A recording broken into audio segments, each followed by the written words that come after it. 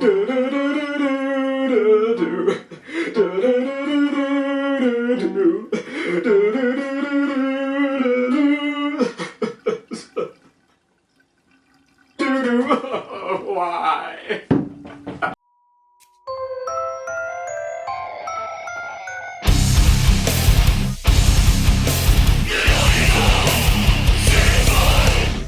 Hello, Andy the Maniacal Cinephile here with my thoughts on Logan, the 10th X-Men film and the third and final Wolverine movie. Or is it the 5th X-Men film and the first Wolverine movie?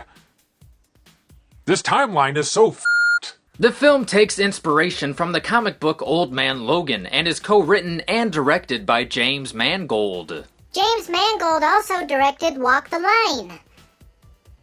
That must explain all the Johnny Cash songs. I hurt myself today. Hurt is a 9 Inch Nails song, god damn it! So let's see if Logan is the swan song this popular character deserves.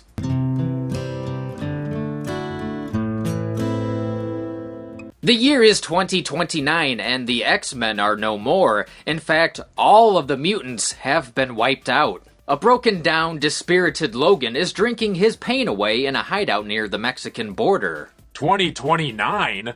That can't be right. Where's the Great Wall of America? Logan has been reduced to the same occupation as Lloyd Christmas. Sir, you can't go in there! It's okay! I'm a limo driver! Wolverine has conquered Sabretooth, Magneto, the Silver Samurai, and now... Uber. Except Logan is saving up to buy a boat instead of the worm farm. I'd like to go to a worm farm. His companions in exile are the outcast Caliban, for some reason, and a frail, demented Charles Xavier. But Logan's attempts to hide from his legacy abruptly ends when Dia's mom appears with an urgent mission, that Logan escort a young mutant girl to safety. But soon the claws come out as Logan must protect his loved ones from a dark force from his past. And we're not talking about X-Men Origins Wolverine.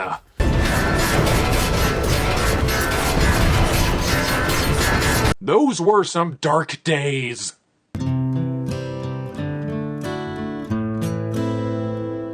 Hugh Jackman is Stephen Lang is Wolverine. When we meet Logan, his healing factor has diminished. He's gotten old and is heavily scarred. He's suffering from adamantium poisoning and heavily drinks to numb his chronic pain. In his old age, Logan is having a hard time getting the claw up.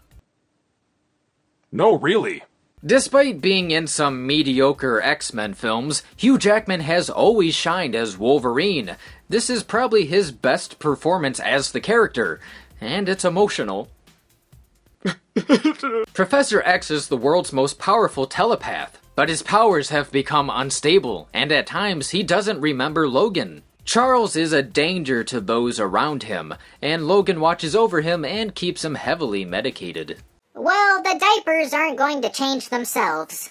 In Logan, Charles is very sweet and humorous. He's the grumpy old man. He's always been a strong father figure for Logan, and it's my favorite performance by Stewart in these movies because of how human it is. Sometimes I miss having emotions.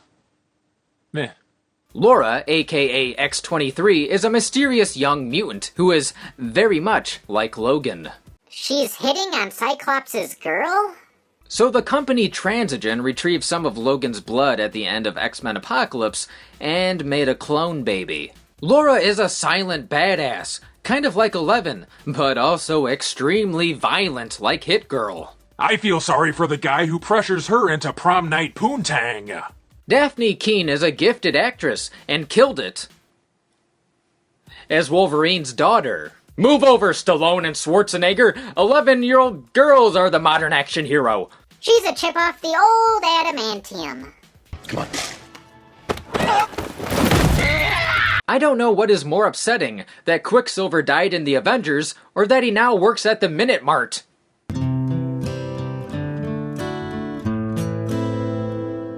Donald Pierce is Transigen's relentless head of security and the leader of the Reavers. Behind their backs, Transigen calls them the trannies. Pierce has been sent to retrieve X-23 along with his fellow cyborgs. Wow, those robot arms didn't help at all. Xander Rice is the surgical head of Transigen, who is growing mutants. He's also the puppet master behind Pierce and the Reavers. One criticism is that our villains are one-dimensional and underdeveloped. However, this is made up for by Rice's newer, deadlier experiment that he unleashes on our characters. Hugh Jackman's stunt double?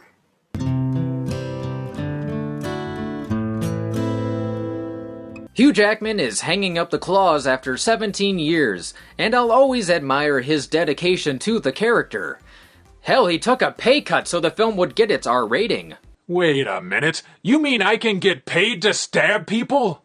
The film is gritty, more grounded, and breaks away from the bloated comic book movies we usually see. The film focuses more on the characters instead of some doomsday device in the New York sky.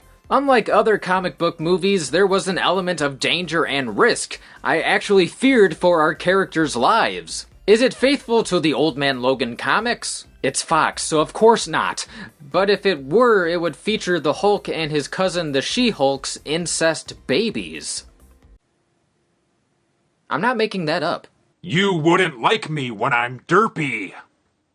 I'll give Logan high marks for the directing, story, action, and strong performances from the three main actors. Logan is incredibly violent, but also surprisingly heartwarming. It takes you on an emotional journey. One minute you're laughing, and then the next you're ready to bawl.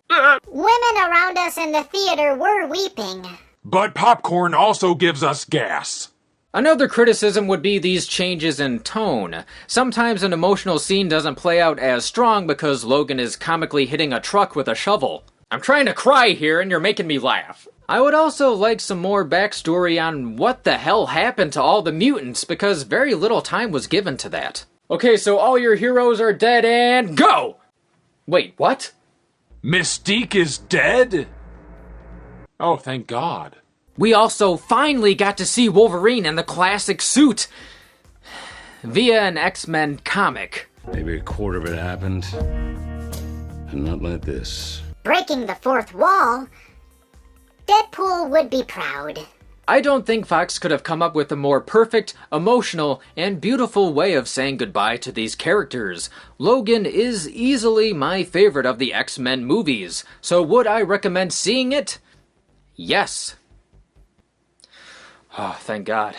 I got all the way to the end without bringing up The Last of Us. Oh, damn it! This has been Andy, the Maniacal Cinephile. Thanks for watching. And see you next time.